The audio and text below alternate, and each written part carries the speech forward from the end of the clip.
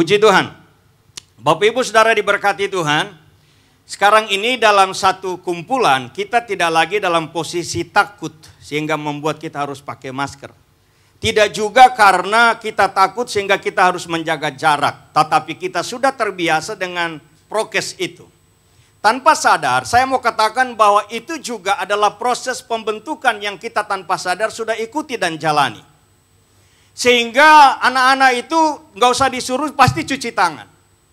Anak-anak itu pasti dengan sendirinya pakai masker kalau mau keluar rumah. Dan seterusnya, ketemu orang asing dia pasti jaga jarak. Kenapa? Karena memang sudah terlatih kurang lebih 2 tahun. Bahkan saudara dikasihi Tuhan, anak kita di rumah, kita nggak pernah ngomong kasar, kita nggak pernah maki. Tapi kemudian kalau dia sudah bisa ada interaksi dengan tetangga, maka dia akan bawa tuh omongan yang dari sana kemari. Syukur-syukur kalau dari sini juga dia bawa keluar ke sana gitu kan. Jadi setidaknya temannya yang nggak tahu ada kata puji Tuhan jadi tahu gitu loh.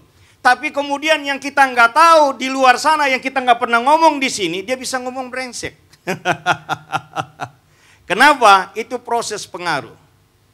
Saudara diberkati Tuhan, yang namanya dibentuk atau pembentukan itu tidak terjadi dalam satu malam. Kita setuju ya? Tapi akan dimulai dengan apa yang kita dengar. Akan dimulai dengan apa yang kita lihat. Lalu kemudian itu masuk dalam ingatan kita, dalam memori kita. Lalu tanpa sadar dia masuk di alam bawah sadar kita. Dan kita tanpa sengaja kita bisa ngomong omongan yang pernah kita dengar di sana yang tadinya menurut kita nggak senonoh. Tapi begitu dia sudah ada di hati kita, maka bisa keluar bila kita nggak kontrol. Begitu juga dalam hal sikap dan seterusnya. Memang hidup ini tidak terlepas dari yang namanya pengaruh. Dan untuk sampai pada pembentukan pasti ada proses pengaruh demi pengaruh selanjutnya. Kita lihat slide berikut ini. Maksud saya animasi berikut ini.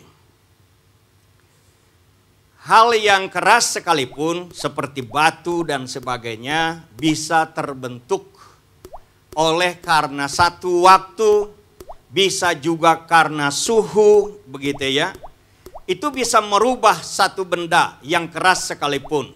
Bahkan air yang lembut, air yang cair bisa membentuk lubang, bisa membentuk sesuatu di dalam wadah yang keras itu. Apa itu namanya? Inilah proses.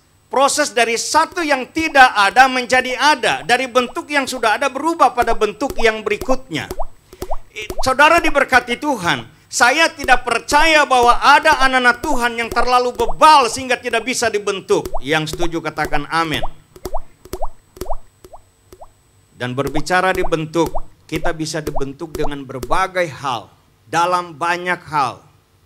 Mulai dari rumah, suami istri bisa saling mengikis, saling membentuk, bisa saling mempengaruhi.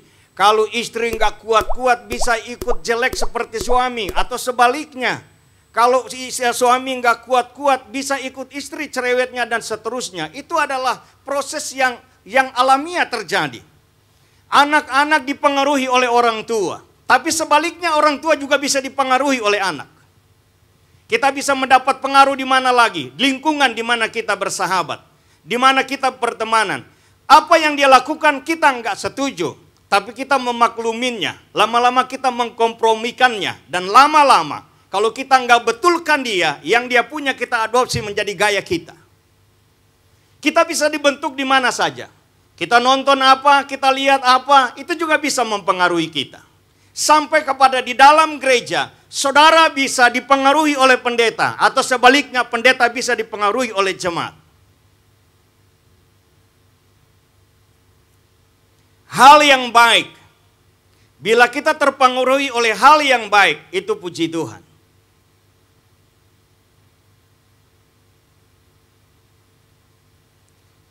Apa yang terjadi pada jemaat di Korintus, jangan pikir karena mereka nggak berohani loh.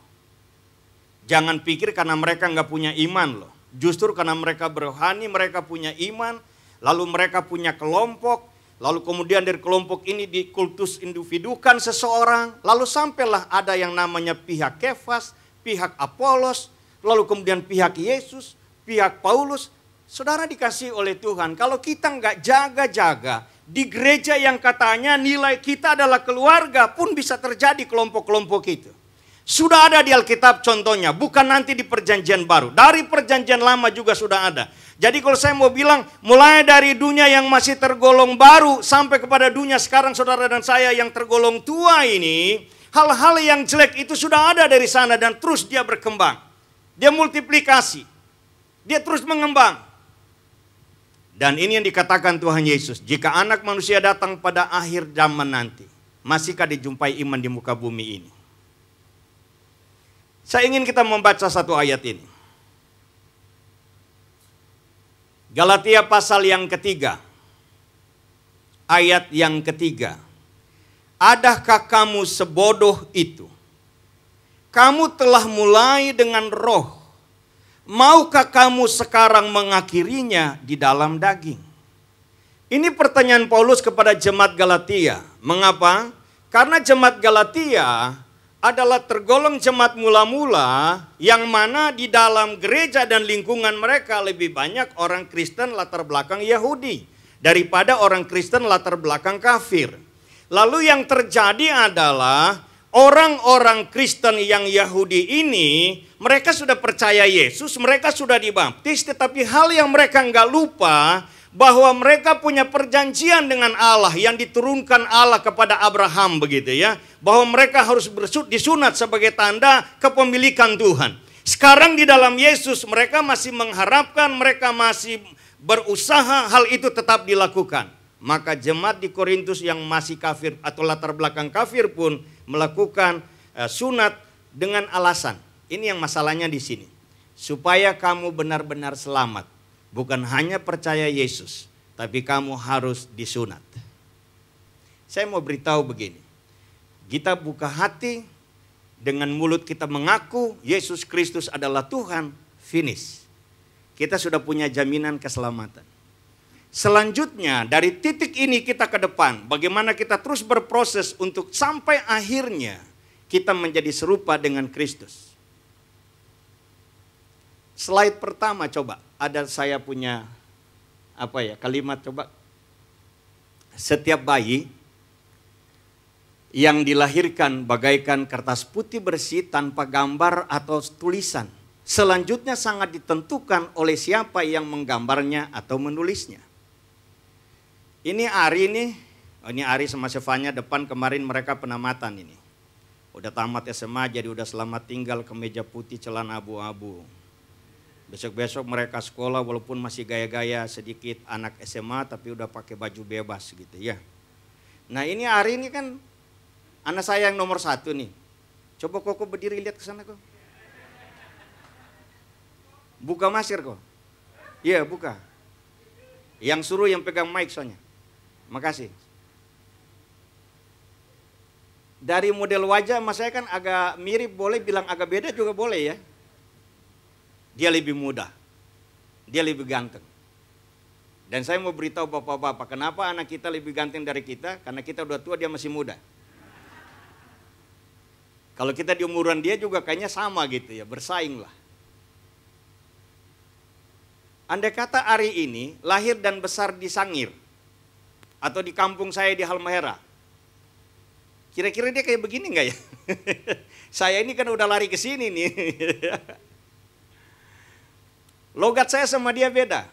Mengapa? Kita berdua ada di dua lingkungan yang berbeda awalnya. Saya mau beritahu bagi saudara bahwa lingkungan di mana kita berada itu sangat menentukan bagi kita. Kalau saudara bilang kita nggak punya komunitas sehingga saya harus pergi cari komunitas. Kenapa kita nggak berpikir saya bikin komunitas sesuai dengan nilai-nilai di gereja ini. Dan orang lain yang cocok dengan nilai-nilai ini bergabung dengan kita. Daripada saya yang pergi cari komunitas di luar sana.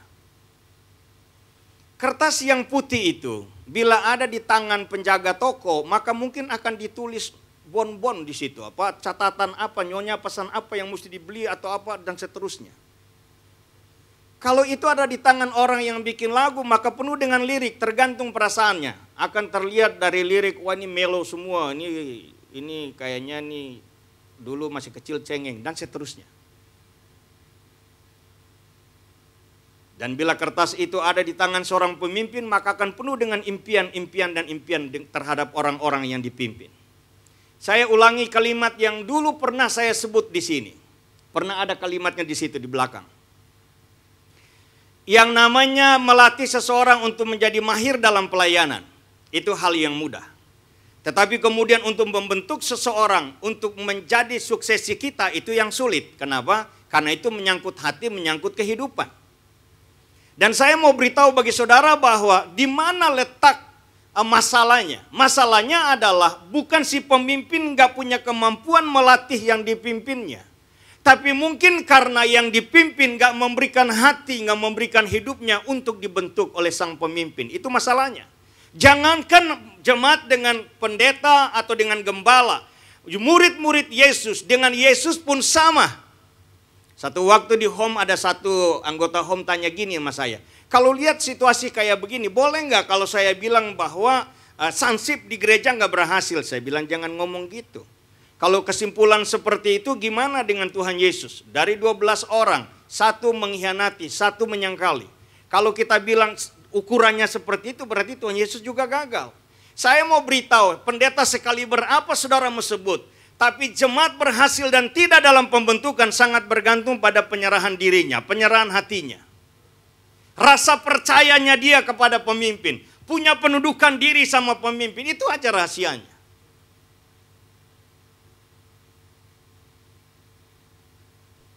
Jadi si Paulus tanya gini, kenapa kamu bodoh begitu? Kamu sudah mulai dengan roh, kamu mengakhiri dengan daging.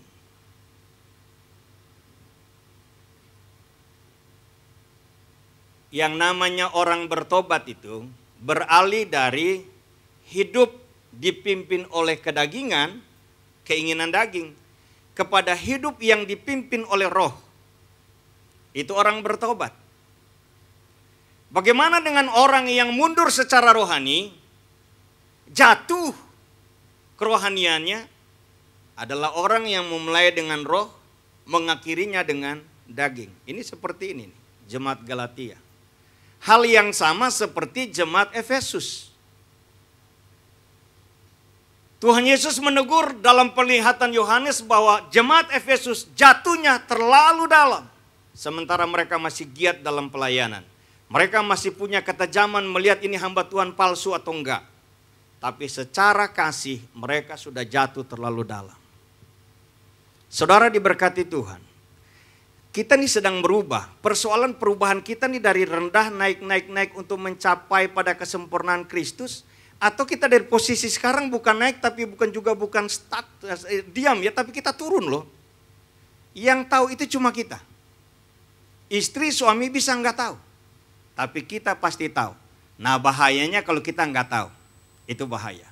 Kita pikir kita masih berohani, ternyata sudah berohana gitu. Ayat Galatia 3 ayat 3 ini ada kesamaan dengan Kejadian pasal yang ketiga. Ayatnya yang ke-11. Dalam pertanyaan Tuhan Yesus. Ada kesamaan di saat pada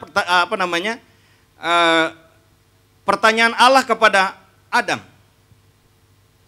Karena Adam bersembunyi. Dia telanjang, dia bersembunyi. Kenapa dia bersembunyi? Karena dia dengar Allah datang ini. Dan Allah panggil, Adam, di mana engkau? Dan Adam bilang, aku di sini.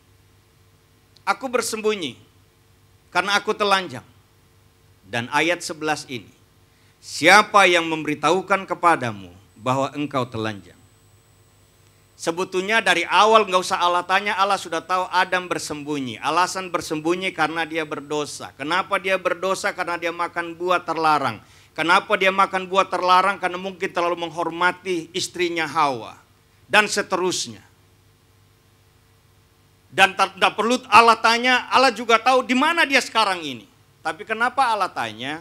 Pelajaran bagi kita adalah setiap perbuatan kita, perkataan perbuatan kita, ada permintaan pertanggungjawaban dari Tuhan bagi kita. Tetapi kata siapa yang memberitahukan kepadamu, ini penting untuk kita garis bawahi Alkitab kita untuk kalimat itu. Allah sudah tahu sejak awal bahwa Adam dan Hawa itu telanjang.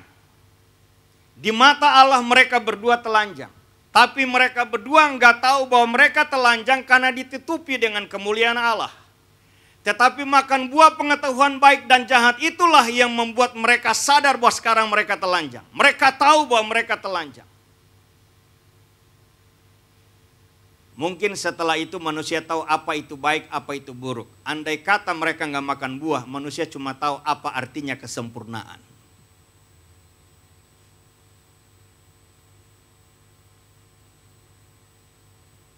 Karena ada dua kemungkinan di balik pertanyaan ini. Untuk Adam sadar, dia tahu dari seseorang dia telanjang, atau dia tahu kenapa dia telanjang, karena dia telah makan buah. Saudara yang diberkati Tuhan, kalau masih ingat di program Switch, saya bicara tentang perselingkuhan gitu ya. Ada pihak ketiga, satu itu kuasa gelap, ada pihak ketiga yang satu adalah Tuhan. Dan dua-dua ini sasaran mereka, objek mereka adalah saudara dan saya.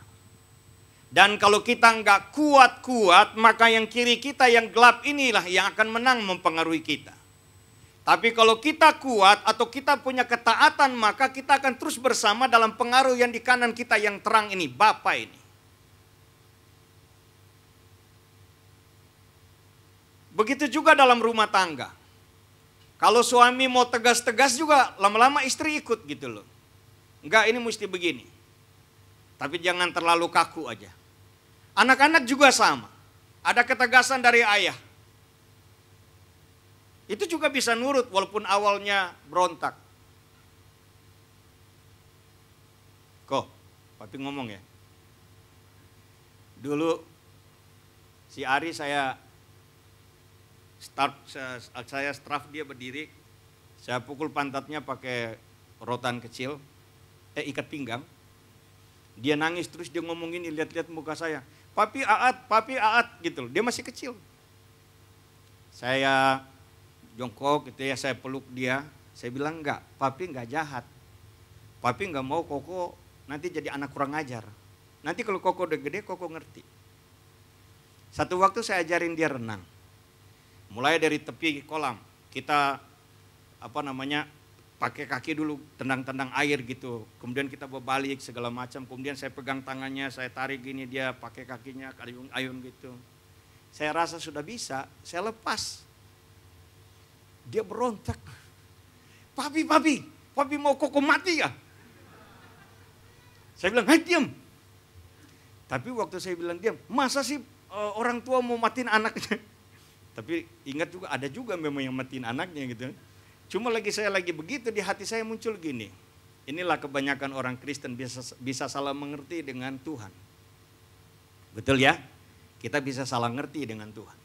Tuhan punya maksud mau membentuk kita untuk menjadi anak dengan warisan-warisan janjinya itu semua harus tergenapi bagi kita. Tapi sebelumnya kita mesti dibentuk dulu, dibikin kuat dulu. Tapi kemudian kita memberontak. Secara bawaan, ketahanan itu, daya tahan itu, saya lihat lebih kuat istri atau wanita daripada pria atau suami. Kalau saya mau bahas ini panjang. Saya hanya berpikir gini. Mulai dari Januari, dari mama mertua sakit. Kemudian setelah keluar rumah sakit. Juga kemudian Ari sakit. Jojo sakit. Kemudian Bella sakit, lalu kemudian saya. Yang saya renungkan, yang saya mau katakan ini itu di saat Bella sakit bulan Maret sampai ke awal April, lalu kemudian dari April awal itu tanggal 4 atau berapa itu saya sambung sampai pertengahan. Dan mulai dari pertama saya sebut tadi mertua dan seterusnya itu sampai ke saya, istri saya tetap gitu loh.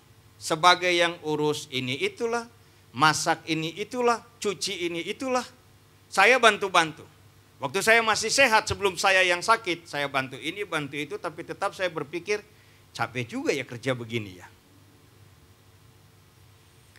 Saat itu saya mikir gini, wow, ini kalau harus mati nanti, kayaknya mesti saya yang duluan. Karena kalau istri yang duluan, waduh repot nih saya. Nanti begitu tiba-tiba istri mati terus saya nggak lama mati. Orang pikir wah si Lewi sayang banget sama si Debbie. Padahal karena setengah mati kerja jadi akhirnya mati gitu. Bisa bukan karena sayang gitu loh.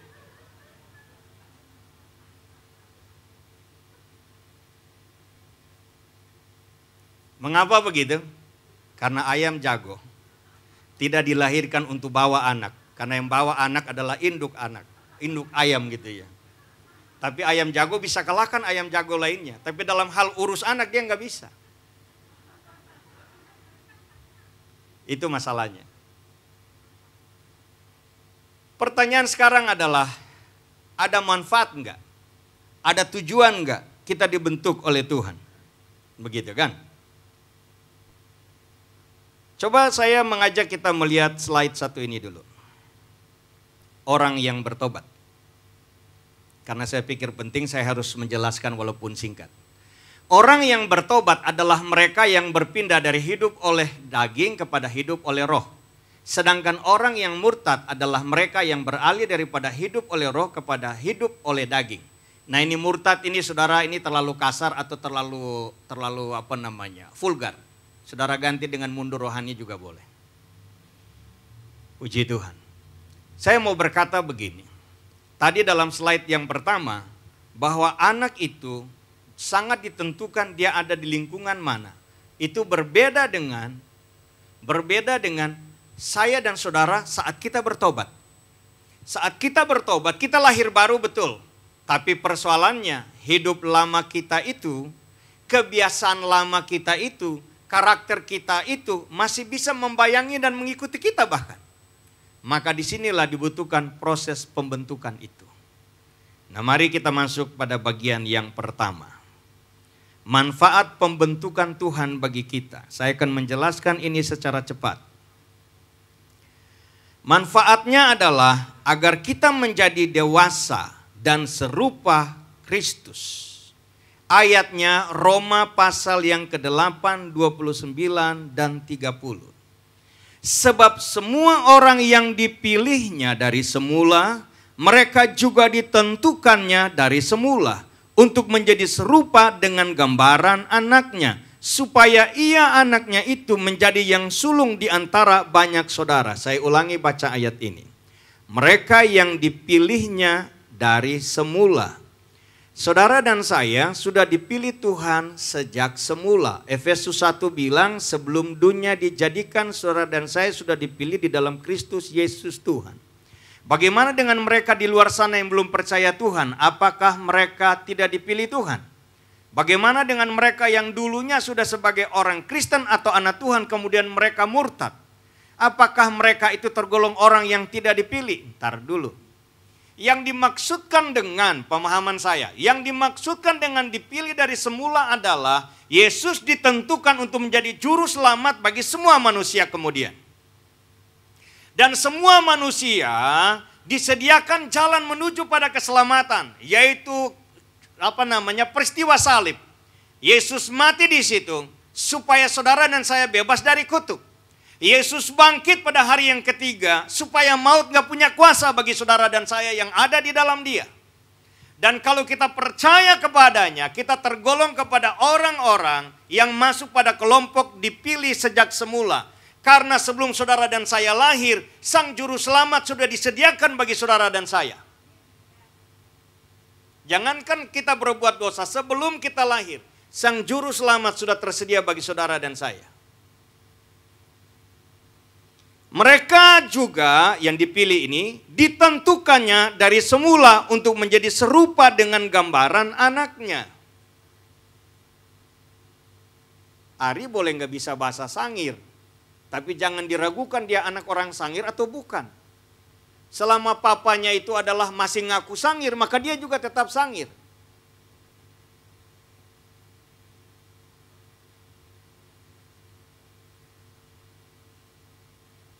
Saudara mau tahu gambaran anak Tuhan yang punya gambaran seperti Tuhan Yesus itu apa? Waktu Tuhan Yesus hidup dalam dunia ini, 33,5 tahun. Hidup itu adalah hidup yang sama seperti Adam dan Hawa hidup sebelum mereka jatuh berdosa. Karena kalau Yesus datang hanya untuk mati, waktu dia umur di bawah 2 tahun itu yang dicari Herodes, mati aja di saat itu. Darahnya tertumpah kan? Keselamatan terjadi bagi manusia. Tapi enggak. Dia harus bertumbuh lazimnya manusia dari kanak-kanak, dari bayi kanak-kanak, pra remaja, remaja, pemuda. tetapi kemudian dengan kualitas hidup yang sama. Hidup yang menyenangkan Bapa, hidup yang tetap menunjukkan DNA yang sama dengan Bapa, budaya yang sama, kerinduan atau esensi sorga yang selalu ditunjukkan Yesus setiap kali dia berdoa. Saya mau katakan gini, ada banyak orang yang salah mengerti dengan Yesus berdoa. Kalau dia Tuhan, kenapa dia berdoa? Dan kalau dia berdoa, kepada siapa lagi dia berdoa? Oh, itu beda dengan saya doa, Bapak Ibu. Saya doa karena saya punya kebutuhan dan saya nggak bisa mencukupi tanpa bantuan Tuhan. Tapi kalau Yesus berdoa, karena fellowship, bangun hubungan, karena keintiman dengan Bapa. Dan kalau saudara mau tanya, dari sekian banyak Tuhan Yesus berdoa, bahkan doa semalam-malaman, mana yang namanya berdoa mirip dengan kita? Yohanes pasal 17. Bapa, aku tidak minta mereka untuk diambil dari dunia, tapi aku minta mereka dilindungi dari dunia. Sama seperti engkau dan aku satu, biarlah mereka juga satu. Itu doanya Tuhan Yesus. Mana lagi? Di Getsemani, kalau boleh cawan ini lalu Bapa, tapi bukan kehendak kau. Itu doa yang minta pertolongan atau jawaban atau persetujuan dari pihak sorga. Selain itu, sifatnya adalah keintiman.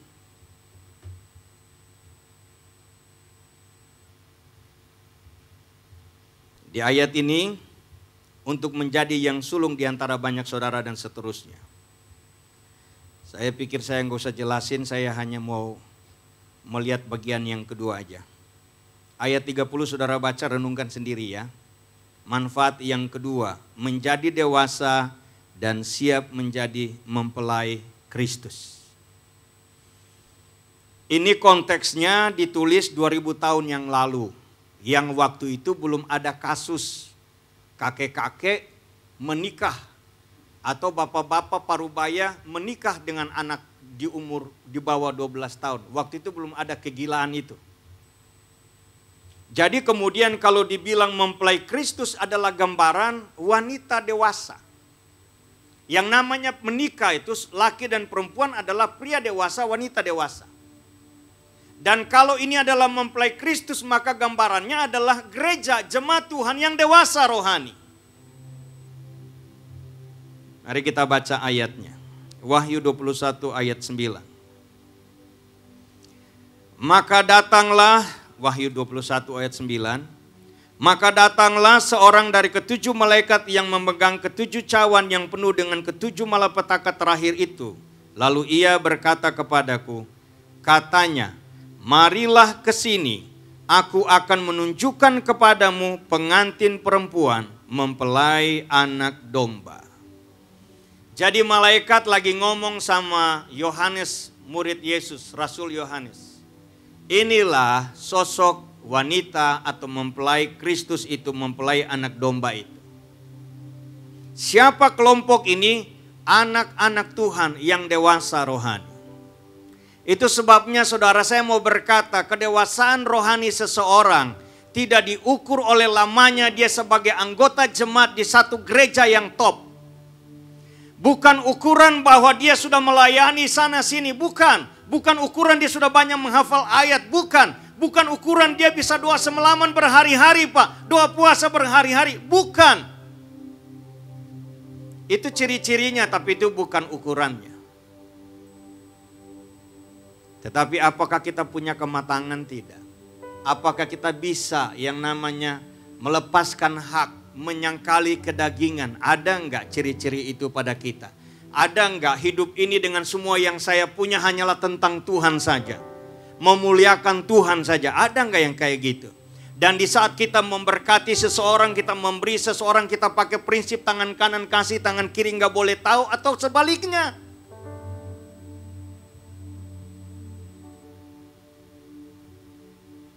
Mempelai wanita. Itu sebabnya kenapa kita harus dibentuk dalam banyak hal, termasuk doa puasa kita bahkan. Atau doa-doa kita, atau masalah-masalah yang kita hadapi. Yang berikut, yang ketiga. Menjadi dewasa dan turut memerintah serta mengadili para malaikat. Nah, ini yang seru. Kalau ada masalah di rumah, Belajarlah untuk bisa menyelesaikan bersama-sama. Kemarin podcast bagus tuh. Pak Richard sama Ibu Ida, bagi yang belum nonton boleh nonton. Menyelesaikan masalah itu seperti gambarannya kalau bisa saya bilang tuh bukan kayak ayam mau bertelur gitu loh. Telurnya cuma satu, ributnya sekampung tahu. Tapi mungkin seperti ular berantem gitu, udah gulung-gulung tapi diam aja gitu kali. Dari muka yang cembetut udah tahu marah gitu ya. Ngambek tuh, kayaknya perlu bawa ke toko emas kali itu. Cara didik anak juga, satu lagi kasih disiplin anak, yang lain gak bela, atau bela gak di depannya, kalau kasih ingat gak di depan anak gitu loh. Keren itu. Kita mau mengadili malaikat, sementara kita gak punya ciri-ciri sebagai seorang hakim. Sebagai seseorang yang akan mengadili malaikat. Masalah kecil dibesar. Salah dikit, pendetanya bukan diampuni, pergi diam-diam. Dan seterusnya. Kalau saudara ngomong gini, ini saya sudah pendam lama loh Pak. Saya gak suka sama Bapak, saya sudah pendam lama. Kayaknya saudara mesti tanya sama Yehu, bagaimana supaya jangan begitu. Mungkin gak selama itu kita gak pernah berdoa. Kalau gak berdoa selesailah, aman. Tapi kalau selama itu kita masih berdoa, kita masih doa Bapa kami, ampunilah kami seperti kami juga tahu mengampuni orang bersalah pada kami. Maka selama itu kita bohong. Bukan bohongin Tuhan, tapi bohongin diri sendiri juga. Jadi artinya dalam kamus orang Kristen yang dewasa kemudian menjadi hakim bagi menghakimi malaikat, dia gak akan pernah marah sampai matahari terbenam. Gak pernah menyimpan akar pahit walaupun banyak yang bisa menyebabkan kepahitan. Dan seterusnya, saya gak panjang-panjang di situ. Ayatnya saudara bisa lihat dalam 1 Korintus 6 ayat 3.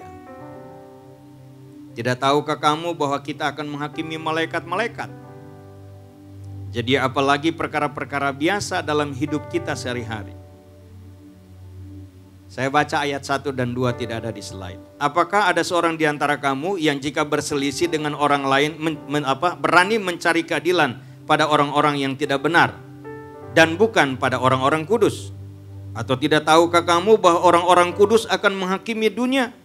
Dan jika penghakiman dunia berada dalam tangan kamu, tidakkah kamu sanggup untuk mengurus perkara-perkara yang tidak berarti? Jadi mau di bahasa lain dari 2 ayat yang saya baca barusan ini, masalah-masalah sekitar kita itu terlalu kecil untuk kemudian dibesar-besarkan, kira-kira begitu. Nah sekarang pertanyaan berikut, bagaimana agar kita dapat dibentuk Tuhan? Nah ini dia, keren. Nomor 1, kita harus pahami tujuan pembentukan Tuhan kepada kita itu untuk apa. Pahami tujuan pembentukan. Mari kita lihat Yohanes 11 ayat 15.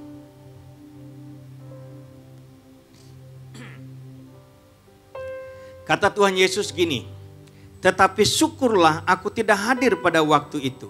Dia ngomong pada murid-murid. Sebab demikian lebih baik bagimu supaya kamu dapat belajar percaya. Saudara dikasihi Tuhan, kenapa Tuhan Yesus ngomong ini? Karena waktu dapat kabar Lazarus sakit, Tuhan Yesus enggak langsung bilang murid, ayo kita berangkat. Sengaja menunda. Dan kemudian sekarang waktu tiba di sana, itu Lazarus sudah mati 4 hari dalam kubur. Tapi sebelum mereka pergi ke sana, terjadilah perbincangan soal Lazarus mati. Dan Tuhan Yesus ngomong gini, itu bagus, aku nggak ada di situ dia mati. Supaya kamu belajar percaya. Karena kalau baru mati saja kemudian aku bilang bangkit Lazarus, kayaknya tadi itu dia belum mati benaran. Baru pingsan atau mati suri. Tapi kalau sudah 4 hari dalam kuburan itu sudah proses membusuk. Kalau dalam situasi kayak gitu aku ngomong hanya sekali, Lazarus keluar. Dan kemudian dia keluar, nah di situ kamu boleh belajar percaya. Bahwa penundaan Tuhan bukan berarti kesengajaan, penundaan dari Tuhan bukan berarti Tuhan gak mampu tolong kita hari ini, tapi Tuhan sedang proses kita untuk belajar percaya. Tujuan pembentukan adalah ke situ. Mari kita baca satu ayat, karena ini penting saya harus baca. Ayat ini setiap kali baca saya ingat seseorang yang sudah tidak bersama kita lagi. Mazmur 127 ayat 4 dan 5. Seperti anak-anak panah di tangan pahlawan, demikianlah anak-anak pada masa muda. Berbahagialah orang yang telah membuat penuh tabung panahnya dengan semuanya itu. Ia tidak akan mendapat malu apabila ia berbicara dengan musuh-musuh di pintu gerbang. Kalau seorang pemanah membentuk anak panah, sangat mudah bagi dia, karena itu kayu pasti diam tenang aja. Tapi bagaimana kalau dia bentuk orang? Yaitu saya bilang tadi, mesti ada penyerahan diri dari orang itu. Jadi hal yang perlu kita tahu, kita pahami kenapa kita mesti dibentuk Tuhan. Karena kita mau dikikis dari duniawi kita yang lalu. Sekarang kita sudah bilang puji Tuhan, puji Tuhan. Tapi baru minggu lalu atau bulan lalu atau tahun lalu tuh itu terakhir kali kita lagi mengunjungi apa di mana gitu lah. Nah itu memori itu mesti dikikis dan seterusnya. Sehingga dia bukan mempengaruhi kita lagi waktu kita ingat gitu. Apalagi penyelarasan. Kita dibentuk dari sistem percaya kita yang salah. Kayaknya keluar rumah sakit nggak boleh hari Selasa. Pindah rumah nggak boleh hari Sabtu. Keluar rumah nggak boleh kaki kiri duluan. Naik ranjang nggak boleh kaki becek. Nah itu benar.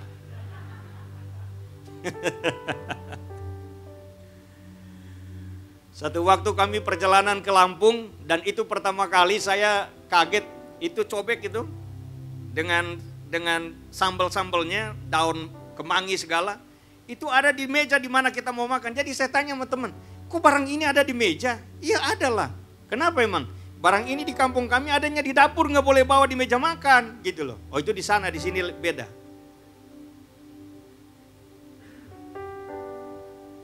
Saya pindah bagian yang kedua, agak sedikit lama bagian yang kedua, tapi nggak lama-lama. Pokoknya setengah 12 lewat dikit saya udah stop. Kalau lewat panjang berarti saya lupa. Hal yang kedua, pembentukan itu supaya kita berserah kepada Tuhan. Tentang berserah ini, satu waktu tahun lalu bulan September, Ari tes di 2 fakultas, 2 universitas. Dan sekarang dalam kebingungan, karena dua-dua keterima, sama-sama ada plus minusnya dalam hal pembayaran, ada pengurangan dan seterusnya, uang pangkal, ada pengurangan di semester dan seterusnya.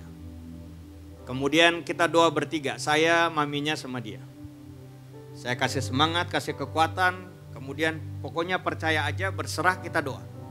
Setelah itu kata berserah tuh ada terus di pikiran saya, dari kamar saya menuju kamar mandi. Setelah di kamar mandi, saya udah ambil gayung, tiba-tiba kata berserah itu bisa saya nyanyiin. Tuhan ajariku. Ini kan bisa jadi lagu nih. Minta handphone, saya on rekamnya, terus saya nyanyi. Jadi saya berkesimpulan lagu ini bukan saya bikin. Tapi lagu ini dikasih Tuhan pada tanggal 8 September 2021 waktu saya ada di kamar mandi pada jam 10. Tuhan ajariku untuk selalu berserah, karena Ia turut bekerja. Dalam segala hal ku tetap percaya, karena semuanya indah pada waktunya. Ku bersyukur atas kasih-Mu dan kebaikan-Mu Tuhan. Ku bersyukur, janji-Mu ya dan amin. Bisa bilang amin. Ku tak perlu takut, ku tak perlu ragu, karena Kau ada. Ku tak perlu takut, ku tak perlu ragu, karena Kau tak berubah. Dan balik lagi ke refku bersyukur. Nah seperti itu. Itu nyanyi itu, waktu saya nyanyi kalimat ini, kalimat berikut udah muncul tuh. Jadi kalau saudara saya kasih dengar yang aslinya, ada bunyi-bunyi air segala itu saya enggak bersyukur, dia mikir kata apa ya, enggak ada gitu. Itu kayak saya udah tahu tuh lagu itu gitu loh. Jadi saya berkesimpulan, itu bukan saya bikin, tetapi Tuhan kasih kepada saya. Tanggal berapa? 8 September 2021. Di mana?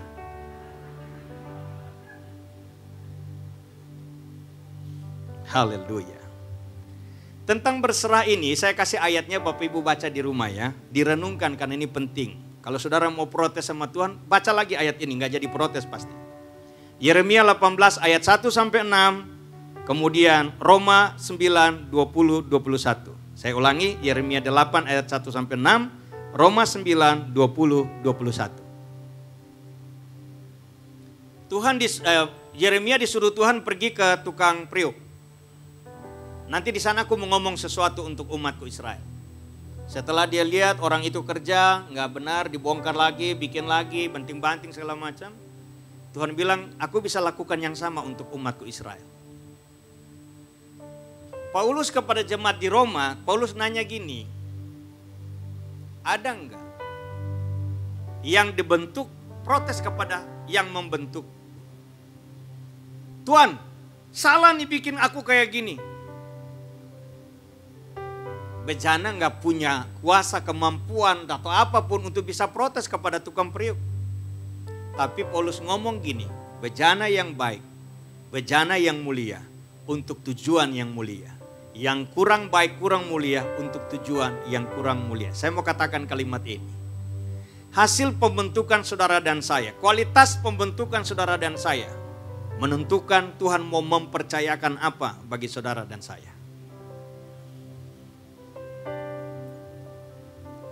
Satu kalimat lagi. Orang yang berserah kepada Tuhan akan selalu berkata, jadilah padaku seperti yang Engkau kehendaki ya Tuhan. Selalu percaya dan mengucap syukur dalam segala hal. Yang ketiga, yang terakhir. Manfaatnya pembentukan Tuhan bagi kita, kita mati bagi diri kita sendiri. Kita mati bagi kedagingan kita. Bapak Ibu baca Galatia 5 ayat 16 dan 17. Lompat lagi 24 sampai 26. Galatia 5, 16 sampai 17 dan 24 sampai 26. Saya baca ayat 16. Maksudku ialah hiduplah oleh roh, maka kamu tidak akan menuruti keinginan daging.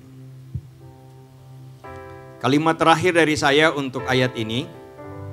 Mustahil seseorang dapat dikuasai oleh keinginan roh dan keinginan daging dalam waktu bersamaan. Layaknya gelap pasti sirna saat terang datang, demikian pula dengan dua keinginan tersebut. Bila keinginan ada, daging ada, keinginan roh muncul, harusnya keinginan daging itu mesti sirna. Tapi yang terjadi banyak anak-anak Tuhan berkata, hidupku dipimpin Roh Kudus. Tapi dari buktinya, dari buah-buahnya, kayaknya ini buah kedagingan nih. Jadi sebetulnya dia melampaui kalimat saya ini, kalimat kemustahilan bahwa dua orang bisa dikuasai oleh roh yang berbeda itu. Tapi faktanya ada. Pertanyaan saya, bagaimana dengan hidup kita sehari-hari? Apakah dua keinginan ini muncul bergantian atau hanya satu? Roh Allah. Atau yang satunya roh daging? Tuhan Yesus memberkati kita semua. Haleluya, puji Tuhan. Saya mau mengajak kita nyanyi lagu ini. Refnya saja, esok penuh harapan.